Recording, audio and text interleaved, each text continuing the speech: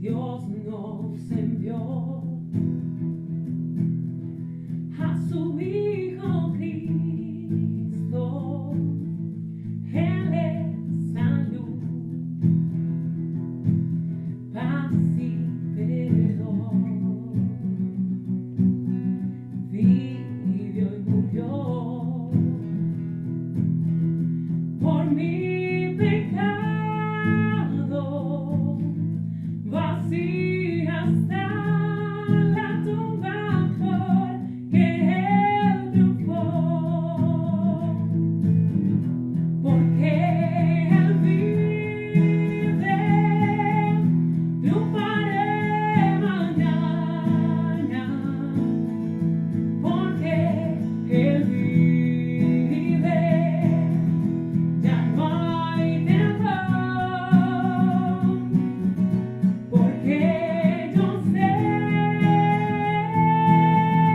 que el futuro es suyo, la vida vale más y más, solo por Él. Grato es tener a un tierno niño, tocar su piel, gozo nos da, pero es mejor la dulce calma que Cristo el Rey nos puede dar, pues vivo está. Porque Él vive, triunfaré mañana. Porque Él vive, ya no hay temor. Porque yo sé que el futuro es suyo. La vida vale más y más, solo por Él. Yo sé que un día el río cruzaré con el dolor, batallaré. Y al ver la vida triunfando en vida, veré gloriosas luces y veré al Rey, porque Él vive, triunfaré mañana. Porque Él vive, ya no hay temor. Porque yo sé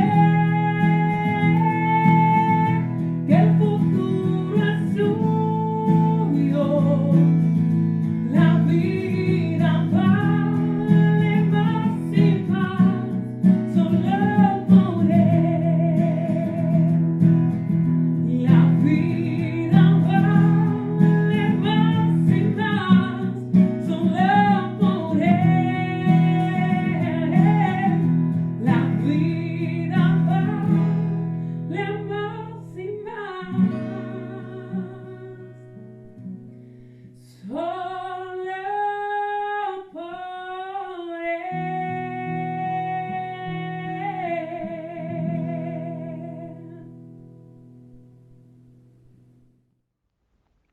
Les saludamos con mucho cariño desde Maracaibo, Venezuela, a nombre de la Iglesia Bautista La Fe. Luego de haber escuchado esta preciosa interpretación en la voz de nuestra hermana Isabel, cariñosamente conocida como Isa, queremos nosotros compartir con ustedes la enseñanza contenida en el libro de Daniel. Es un libro por demás extraordinario. Nos habla de grandes cosas de Dios, pero también nos habla de grandes cosas de los seres humanos. De Dios nos dice, por ejemplo, que es un Dios de gracia, que es un Dios de misericordia, que es un Dios de fidelidad. Dios es fiel. Pero también Dios es un Dios soberano, que mantiene su control y dominio sobre la humanidad, sobre el ser humano y todos los acontecimientos de la historia humana. Dios tiene un control y pleno dominio sobre ello. Ello nos dice, nos deja por supuesto a todas luces ver que descansamos en la confianza de que Dios tiene ese gobierno y ese control, que no está jugando al azar, sino que el curso de nuestra historia, de nuestros días, lo que ocurre cada día, lo que ocurre con el coronavirus, está bajo el control y dominio de nuestro Dios. Precisamente el libro de Daniel nos relata eso, nos relata también acerca de la convicción profunda que puede tener un hijo de Dios, en la confianza de que Dios le ha de librar de cualquier circunstancia, por muy grave que ésta sea. Precisamente cuando Daniel y sus tres amigos, Ananías, Misael y Azarías, fueron llevados a la cautividad babilonia, desde Jerusalén, por las fuerzas de Nabucodonosor, fueron llevados cautivos allá. Y precisamente el rey dio la orden de que estos muchachos, juntos con otros, tuviesen de la comida del rey para nutrirlos físicamente, pero también mandó a que se les instruyera intelectualmente, que tuviesen bien parecido, que fuese de lo mejor de Israel. Y fueron seleccionados Daniel y sus tres amigos. Y comenzaron a darles la porción de la comida del rey. Y Daniel le dijo a aquel funcionario que tenía esta responsabilidad, y le dijo, yo quisiera pedirte que me permitas no comer de la comida del rey, porque había propuesto en su corazón no contaminarse con la comida del rey, ni con el vino del rey. El funcionario le dijo, pero eso no puedo hacerlo porque yo temo al rey. Y cuando él vea que el rostro de ustedes es más pálido y el físico es más desmejorado que las otras personas que comen nutritivamente de la comida del rey, entonces el rey va a matarme porque yo no hice bien mi trabajo con ustedes. Y Daniel les dice, bueno, hagamos por favor un ejercicio. Vamos en 10 días. Solo danos a nosotros 4 legumbres y agua. Y a los demás dale de la comida del rey. Y pasados estos 10 días, tú decidirás qué haces con nosotros. Pasaron estos 10 días. Y entonces, cuando comparó aquel funcionario el aspecto de Daniel y sus tres amigos en comparación con los otros jóvenes, el rostro y el aspecto de Daniel, de Ananías, de Misael y de Azarías era mucho mejor que aquellos. Y entonces les permitió tener este funcionario a Daniel no contaminarse con la comida del rey. Esto a todas luces nos deja ver que Daniel y sus tres amigos eran jóvenes con una convicción profunda de amar y servir a Dios, mantenerse fieles a Dios, a sus valores. Y entonces Dios los iba a honrar.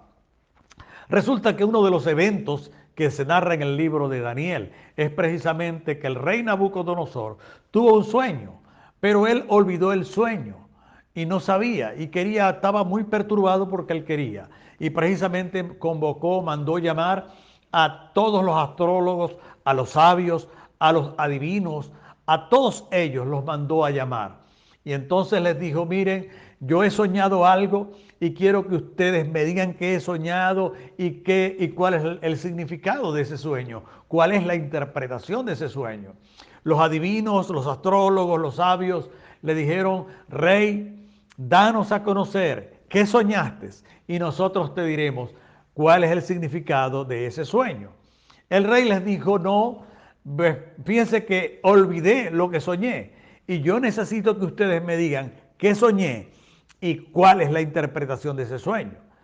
Entonces aquellos hombres le dijeron de nuevo, rey, dinos a nosotros cuál es el sueño que tuviste y nosotros te diremos la interpretación. Esto llenó de una cólera, de ira a Nabucodonosor y les dijo, si ustedes no me dicen cuál es el sueño que yo tuve y cuál es la interpretación que tuve, los voy a descuartizar a todos y a sus familias las arruinaré completamente. Si ustedes me dicen cuál es el sueño y cuál es la interpretación, yo los llenaré de honores y de regalos. Pero tienen que decirme cuál es el sueño y cuál es la interpretación. Estos hombres le dijeron, mira, rey, no hay ser humano mortal, ni adivino, ni astrólogo, ni sabio, que pueda decirle al rey lo que él soñó. Ni existe tampoco un gobernante que haya pedido a un astrólogo, a un sabio, a un adivino de su reino, cosa semejante a la que tú estás pidiendo. Solamente los dioses que no viven entre los seres humanos pueden determinar lo que tú soñaste. El rey entonces dijo, bueno, como ustedes no están dándome lo que yo quiero conocer, todos ustedes morirán. Y decretó Nabucodonosor para todo adivino, para todo sabio, para todo astrólogo de su reino la muerte. Y esto incluía precisamente a Daniel y sus amigos, porque eran considerados hombres sabios. Y entonces se mandó a ejecutar esta orden. Y esta orden, cuando salió el capitán y los guardias a cumplirla, llegaron a que Daniel, y Daniel dijo, ¿cuál es todo este alboroto? Porque Daniel no había estado en esa reunión con el rey, porque era un funcionario del rey. Y entonces vinieron y le contaron, el capitán de la guardia le contó todo lo que había pasado y la orden que había dado a Nabucodonosor de que todo astrólogo, sabio, adivino muriese. Y entonces él le dijo, llévame a la presencia del rey. Y le llevaron a Daniel a la presencia de Nabucodonosor y Daniel le dijo, rey Nabucodonosor, dame tiempo para yo saber cuál fue tu sueño y cuál es el significado de tu sueño. Y entonces le fue concedido este tiempo y él fue inmediatamente a su casa y se reunió con sus 3 amigos. Y con sus 3 amigos les contó la amenaza tan seria de muerte que había sobre sus vidas y de todo astrólogo y de todo adivino y de todo hombre sabio en el reino babilónico. De tal manera que les dijo, vamos a orar a nuestro Dios, a clamar por misericordia para que Dios nos dé a conocer el sueño que el rey tuvo. Clamaron por misericordia de Dios. Por eso este libro nos habla de esa misericordia de Dios, pero también nos habla de la fidelidad de Dios. Porque el que me honra, dice el Señor, yo le honraré. Y entonces Dios en su misericordia, en su fidelidad y en su gracia, le concedió a Daniel el conocer el significado y la interpretación del sueño. Una vez que esto ocurrió, dice el relato bíblico que Daniel entró en la presencia de Nabucodonosor y le dijo, rey, tengo el sueño y su significado. Pues bien, él le dijo todo el significado. Soñaste con una estatua gigante, una estatua grande. La cabeza de la estatua era de oro, el pecho y los brazos de plata. La parte de abajo era de bronce junto con los muslos eran de bronce, las piernas eran de hierro y los pies eran de hierro mezclado con barro cocido. De manera que esta era la configuración, este fue el sueño que tuviste. Rey, el significado es que tú eras la cabeza de oro. Dios te ha concedido el poder, el dominio y el reinado que hoy tú detentas, pero no lo sostendrás por tu propia mano, por tu propio poder, porque solo Dios puede sostenerte en el poder. Y después de ti vendrá otro reino, y después de ese reino vendrá otro reino, y así habrá un cuarto reino. Cada parte que se describió de la estatua, el pecho de plata con los brazos de plata, el pubis con los muslos de bronce, las piernas de hierro, cada uno de estos será un reino que va a suceder uno tras otro. Esto ocurrió en la historia universal. Después del reino babilónico, cesó el reinado de Nabucodonosor de Babilonia y vino el reinado de los medos y los persas. Y luego del reinado de los medos y los persas, que era precisamente la parte de plata del pecho y los brazos, vino el reinado, el imperio de los griegos. Y ahí estuvo entonces todo lo que es los muslos de bronce. Y luego vinieron las piernas de hierro, que fue el Imperio Romano. Y luego vino entonces, dice él, los pies, que es una mezcla de hierro con barro cocido. Pero hay algo que le dijo a Daniel a Nabucodonosor, que habría de venir una piedra no cortada con mano humana y que tropezaría a esta estatua y que la destruiría y que desmenuzaría todo el barro cocido, el hierro, el bronce, la plata, el oro, todo lo destruiría, porque esa piedra era más fuerte y más poderosa, porque era la intervención de Dios en la historia humana. ¿Qué le quiso decir Daniel a Nabucodonosor? Tú no serás rey para siempre, porque tu reinado depende de Dios. Dios es el que quita y pone reyes, y a ti se te ha dado un reinado, un poder temporal. Cuando Nabucodonosor escuchó esto, honró a Daniel con honores, porque sabía que su interpretación, su sueño y su interpretación eran correctas. Y entonces él aceptó precisamente esto. Este pasaje nos enseña que Dios es fiel, que si nos mantenemos firmes en nuestra convicción de ser fiel a Dios, de mantenernos en sus valores, en obediencia a Él, Dios nos va a honrar. Dios les bendiga.